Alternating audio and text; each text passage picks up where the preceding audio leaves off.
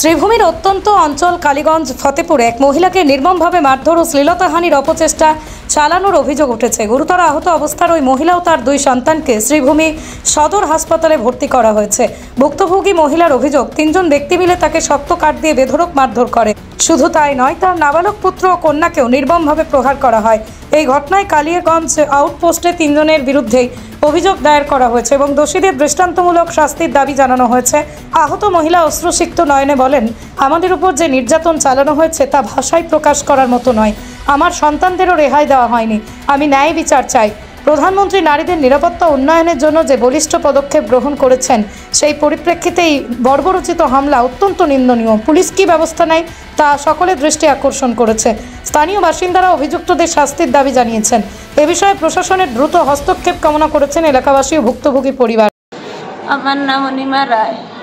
আমার ছেলে, আমরা দোকানে একটা আছে পুষি মাল দোকান, আর ছেলেটা মানে দোকানও তার বাবাই রাখিয়া গেছে। যাবার পরে তার বাবা গেছেন কি রামকৃষ্ণনগর, 1,33,000 টাকা ক্যাশ পাস করতে যা। আর আমরা বাড়ি একটু উষা।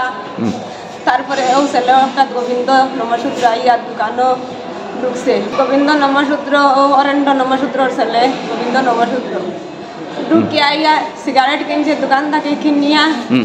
তারপরে সিগারেট ওটা পাওয়ার নিচে বাঙ্গিয়া ফালাইছে। ফালাই আমার ছেলের আইয়া বাইরাই করে থাকিলাম, খালি ছোড়ার খালি ছোড়ার।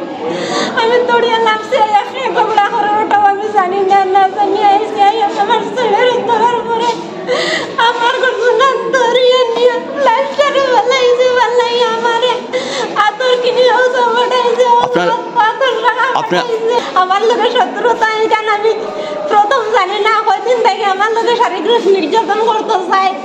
তখন আমার ছেলে এই তার খারাপ ব্যবহার দেখিয়া সে মাথা ভাঁজো করছে। তখন আমার দরিয়ে নিয়ে সে পালাইছে, প্লাস্টারও পালাইয়া শেষ রাইছে, মাথা দোকান ফাটাইছে, সব না ফাটাইছে। এরপরে আমার অত সারা ভাঙিছে, দেখেন আমার পিঠির মধ্যে দাগ ওঠাইছে। পয়সা আমার উচিত বিচার চাই, আমি কিছু চাই না। আমার যেমন পকেটে করে দেয়, আমার খালি মাথা লোক বলার পরে খালি মাথার মাঝে।